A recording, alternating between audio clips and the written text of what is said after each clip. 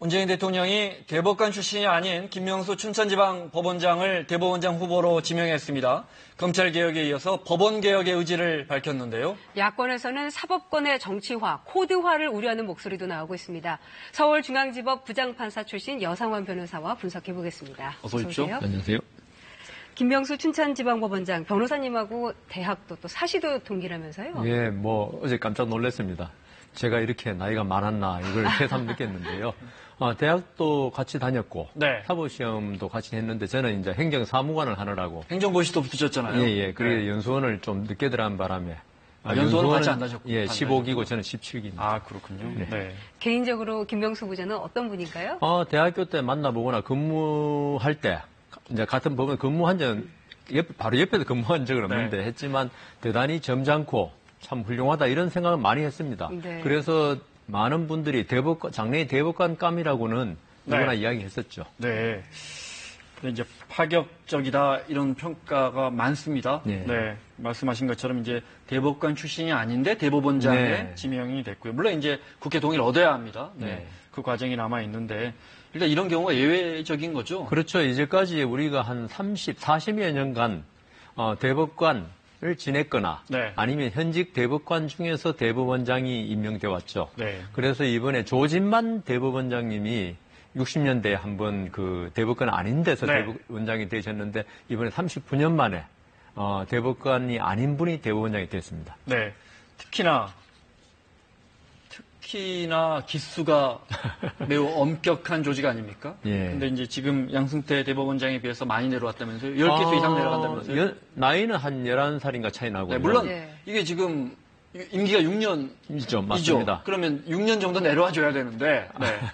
그러니까 그 연수원 기수는 한 13기 차이 되죠. 네. 왜냐하면 양승태 대법원장님이 연수원 2기 그리고 이번에 후보자가 15기니까 네. 13년 차이 정도 되죠. 네. 지금 대법관이 13분 있죠. 행정처장까지 합치면 14분입니다. 네. 아, 대법관 아니요. 거기에 대법관이 행정처장을 하기 때문에 그렇군요. 급이 아니고 네. 대법관이 행정처장을 하는데 거기에 대법원장 따로. 아니요. 합쳐서 13분입니까? 14분. 14분이죠. 행정처장까지 합쳐서. 14분. 네. 그런데 만약에 국회 동의를 받아서 이제 대통령이 임명을 한다면 대법관 중에서도 9명이 선배라면서요. 예, 그러니까 지금 대법관 아까 행정처장까지 포함하면은 김소영 행정처장, 네. 그다음 박보영 대법관, 네. 그다음 이번에 새로 임명됐습니다. 박정화 대법관, 네. 그다음 그 서울법대 교수를 하다가 대법관이 된 김재영 대법관이 지금 그 후보자보다 나이가 어리거나 기수가 미칩니다. 그러니까 네. 나머지 9분이 네. 전부 선배들이죠. 네. 그렇군요. 청와대는 그 지명의 이유로 법관 독립에 대한 확고한 소신을 갖고 네. 사법행정의 민주화를 선도했다 이렇게 밝혔는데요. 네. 김명수 후보자 입장을 직접 들어보겠습니다. 우리 법원이 처해 있는 현실이라든지 또 대외적으로 상황이 아주 어렵다는 것을 저도 개인적으로 너무나 잘 알고 있습니다. 국민들 수준에 또 우리 법원 구성원 수준에 만든 그런 문제를 사진을 한번 제출해보려고 하겠습니다만 네, 김명수 후보자 진보적인 성향의 법관으로 좀 분류가 되어 있는데 실제로 판결을 내린 일부 사건을 좀 보면 알 수 있을 것 같아요. 예, 그 대표적으로 정교조가 사실 그 박근혜 정권 때 법의 노조. 네. 왜냐하면 해직자를 노조원으로 받아들인 것은 노동조합법이 위반된다. 네. 해가지고 법의 노조 통보를 했는데 대해서 네. 그게 아니다. 정교조에서 가처분 신청을 했죠. 네. 우리가 노조로서 지위가 있다. 여기에 대해서 김명수 후보자가 서울고등법원 행정부에 있을 때 그게 노조 측에 손을 들어줬죠. 그건 나중에 대법원에서 파기가 돼가지고 네. 다시 정교조가 노조의 지위를 상실했습니다. 네. 그렇지만 거기에 대해서 정교조의 손을 들어준 판결 하나. 네. 그다음 삼성 에버랜드 사건에서 노조원의 이메일을 갖다가 딴 데로 보낸 혐의로 네, 네. 그 직원을 해고했거든요. 네. 그 해고 무효 판결에서 역시 노동자의 손을 들어줘서 그 해고가 무효라는 판결. 그러니까 지금 보면은 좀 약자, 네. 이 손을 들어준 네. 진보적인 판결을 한 거죠. 네. 김명수 후보자는 뭐 진보적인 법관 모임인 국제인권법 연구회 창립 멤버이기도 하고요. 네. 또 그에 앞서서 우리법 연구회 회장을 지내기도 했는데 자유한국당 정우택 원내대표는 이거는 사법부의 하나회라고 이렇게까지 비판을 하기까지 했어요. 예. 언제 어떻게 꾸려진 모임인가요? 제가 88년에 인관했는데 네. 88년에 바로 우리법 연구에 그 태동이 됩니다. 네. 그때 김용철 대법원장이 아마 헌법이 바뀌면서 노태우 대통령 저희 정권에서 다시 대법원장을 하기 위해서 로비를 했다는 그런 소문이죠. 네. 돌아가지고 거기에 대한 반대하는 소장 판사들이 그 연판장을 돌렸습니다. 대법원장 물러가라. 그때 저도 서명했었는데 그 이후에 그 주동자가 바로 박시환 전 네. 대법관하고 강금실 네.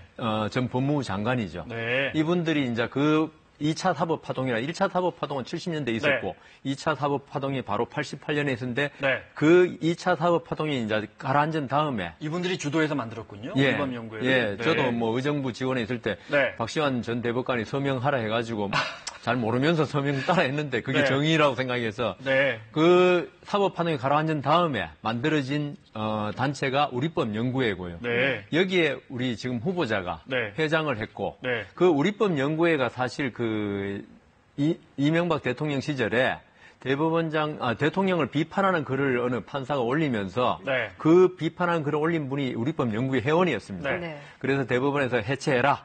그래 해체했는데 그 후신으로 국제인권법 연구회가 만들어졌고 네. 우리 지금 후보자가 그 회장도 했었죠. 김명수 후보자가 국제인권법 연구회. 예. 네, 여기 회장까지 했군요. 예. 그러니까 사실상 어떻게 보면 우리법 연구회의 그 맥락을 이어받은 그렇죠. 모임이다. 예, 맞습니다. 알겠습니다. 네. 그 우리법 연구회의 회원이었던 아까 말씀하셨던 박시환 전 대법관, 네. 그리고 강금실 전 법무부 장관이 어쨌든 그 참여정부 때 예. 요직에 또 발탁이 됐죠. 예, 노무현 정권이 아무래도 그 어떤 진보적이고 어떤 법원이라는 게 아주 보수적이거든요. 이 보수적인 질서에 좀 대항하는 어떤 개혁적인 어떤 법관들을 중시했었던 면이 있었죠. 네. 화면에서 잠깐 봤지만 박시환 전 대법관은 이번에도 대법원장 후보자로 예, 거명이 됐었는데 됐고 또 어느 보도에 보면 문재인 대통령이 직접 전화까지 했지만 뭐 수차례 본인이 고사했다고 고사했다고 합니다. 그 하네요. 이유는 네. 저는 잘 모르겠습니다만은 네. 아마 박시환 전 대법관은 지금 그 인천에 그 모 로스쿨에 석좌 네. 교수로 네. 가 있죠. 네. 아마 학생들을 가르치는데 더 자유롭게 살고 싶다. 뭐 그렇죠. 이런 그럴지 말씀하셨다고. 모르겠습니다. 네, 예. 보도 내용은 그렇습니다. 예. 네. 거기에 한마디 네. 덧붙이자면 대법관들이 있죠. 네. 대부분 대법관 6년 하고 나면 완전히 기력이 소진된다고 그럽니다. 워낙 경무라서 네. 아마 그걸 알고서는 다시는 안 하겠다고 생각하시는지 모르겠습니다. 네, 알겠습니다. 자, 지금 이제 김명수 대법원장 지명자가 후보자가 만약에 대법원장이 되면 지금 논란이 되고 있는 사법부의 뭐 최대 현안 중에 하나죠. 블랙리스트 문제를 다시 조사할 것 아니냐 이런 이야기가 나오는데요. 먼저 그 내용 잠깐 보겠습니다. 지난 3월 법원 내 학술단체인 국제인권법연구회가 대법원장과 법원 행정체의 권한 축소 필요성에 대한 학술대회를 열었는데요. 그런데 그 과정에서 법원 행정처가 대법원장이나 사법부의 비판적인 입장과 견해 등을 개진해온 판사들의 명단을 관리하고 있다. 이런 의혹이 불거졌습니다. 결국 대법원 진상조사위원회가 꾸려졌는데요. 결론은 판사 블랙리스트는 없다. 이런 결론을 내립니다. 그러자 전국 일선 판사들이 조사가 미진하다면 지난 6월 전국 법관 대표회의를 열고 추가 조사를 요구합니다. 들어볼까요? 재조사가 아니라 부족한 부분이 있다면, 미진한 부분이 있다면 추가로 조사할 필요가 있다. 하지만 양승태 대법원장은 추가 조사는 바람직하지 않다며 우려의 입장을 밝혔는데요. 블랙리스트 의혹에 대해서 한 말씀 해주시죠.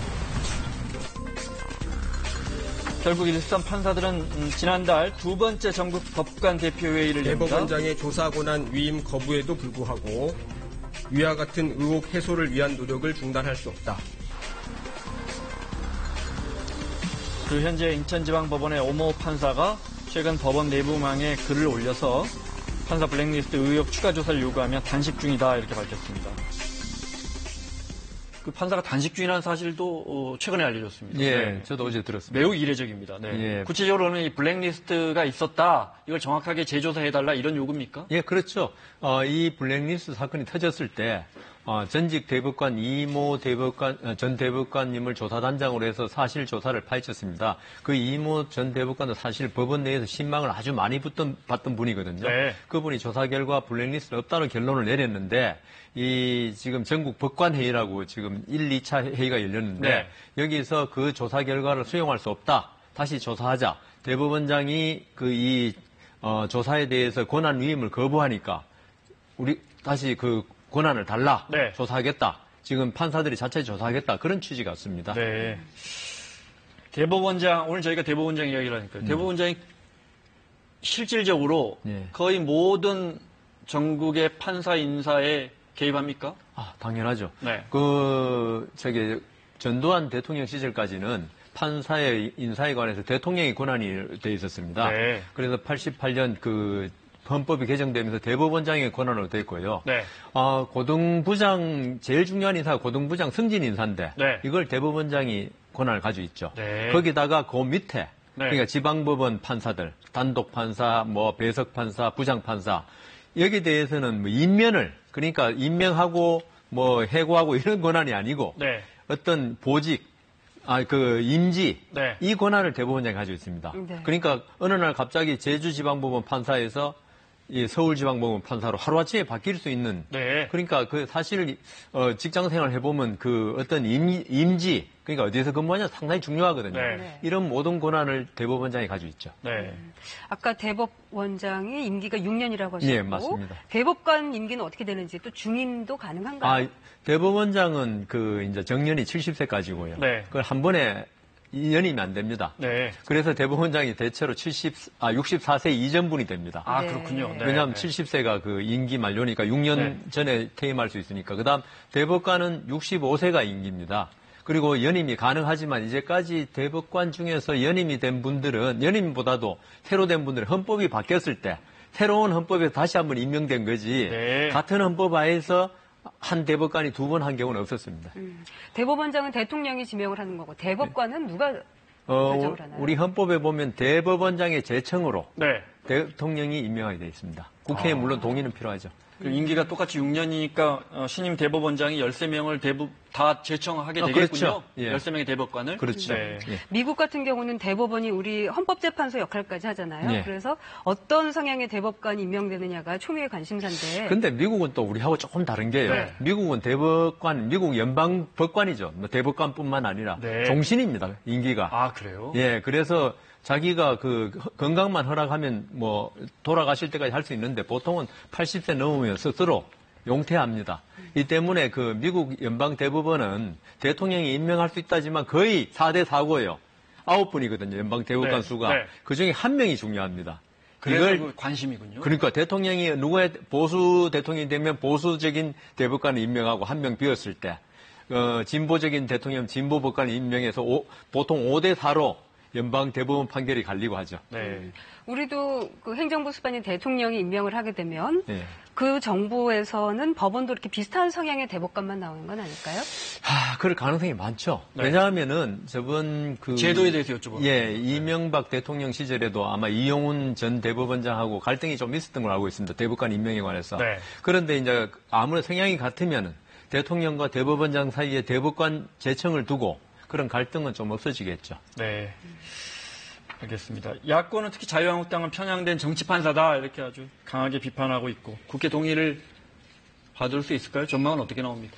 글쎄, 지금 문재인 대통령의 지지도가 워낙 높기 때문에 네. 이것도 가능하지 않겠습니까? 근데 제 생각에 정치 판사라는 게 있죠. 네. 저는 조금 잘못된 표현인 게, 법관들이 정치적 성향은 누구나 다 있는 거지만은 판결에 그 정치적 성향을 반영하는 판사는 저는 없다고, 그렇게 많지 않다고 봅니다. 네. 이 때문에 우리가 김명수 후보자에 대해서 무슨 이념적 편향 이야기, 아까도 우리 판결도 이야기했지만은 네. 그래도 훌륭한 분이고 하기 때문에 네. 어떤 사건에 대해서 자기가 진보적이라고 해가지고 그렇게 정치에 편향된 판결을 내리지는 않을 것이다. 네. 그렇게 저는 믿고 있습니다. 네. 관련 없지만 자유한국당 홍준표 대표 같은 경우에 지금 대법 판결 네. 남겨놓고 있잖아요. 이런 네. 것도 좀 신경이 쓰일까요? 그러니까 어제 뭐 방송 아는 분들이 많이 걱정하시더라고요. 이 대법원장이 바뀌면은 네. 그 유죄 나오는 거 아니냐. 2심에서 무죄 나왔지 않습니까? 네. 근데 그렇지는 않습니다. 네. 대법관님들이 그 네 분이 하시고 대법원장은 있죠. 전원 합의체 판결에 참석해서 네. 어떤 표결 한 분의 대법관으로서 그 움직이는데 불과하지 네. 어떤 판결에 대해서 네. 하나하나 뭐 이게 관여는 안 하거든요. 네. 그리고 대법원장이 제일 중요한 임무는 아까 말씀하셨다시피 법관 인사지 네. 판결에는 영향을 안 미칩니다. 그렇군요. 네. 네. 알겠습니다. 저희가 사실은 검찰 개혁에 대해서는 정권 때마다 이야기가 되어 왔고요. 네. 지금 이제 사법 개혁 그중에 법원 개혁에 대해서는 국민들이 좀 낯선 부분도 있거든요. 오랫동안 법원에 계셨으니까. 법원 개혁하면 뭐가 제일 우선시돼요? 저는요 이번에 그 김명수 후보자를 두고 뭐 진보냐 정치 그 보수냐 이렇게 하는데 사실은 네. 법원 개혁이 제일 중요한 거는 판사가 하는 판결 1심 판사도 좋습니다. 그 판결을 국민들이 믿을 수 있게. 국민들이 저 판결은 내가 참 마음속으로 승복할 수 있다. 네. 이런 판결을 하는 개혁이 중요하다고 생각합니다. 지금 많은 그 국민들이 판결에 대해서 너무 젊은 판사들이 세상 돌아가는 이치를 모르고 판결한다. 이런 불만을 많이 가지고 있어요. 네. 물론 판사들이 들으면 억울하겠지만은 네. 이 때문에 저는 이번에 김명수 후보자가 대법원장이 되면은 1심 판결 특히 네. 여기에 대해서 국민이 승복할 수 있는 이런 판결을 할 수 있는 제도와 네. 어떤 인적 자원을 갖다 개혁해야 한다. 그 말씀 드리고 싶습니다. 우리는 흔히 뭐 항소심이나 대법 판결이 더 중요한 것처럼 보이지만 1심 판결이 정말 그렇습니다. 중요하다 이 말씀이죠. 지금은 특히 대법원에서는 네. 1심 판결 존중해라. 2심 항소심 재판부 그렇게 요구하고 있습니다. 네. 그렇지 않으니까 대법원의 사건이 너무 많이 몰린다. 네, 대법원 죽겠다. 그걸 떠나서 있죠. 네. 1심 판결이 나면 국민들이 그걸 갖다가 그 받아들이는 강도가 네. 검찰의 무슨 기소하고 다르기 때문에 1심 판결 정말 중요합니다. 네, 알겠습니다. 자, 여상원 변호사와 함께 김명수 대법원장 후보자 이야기 나눴습니다. 고맙습니다.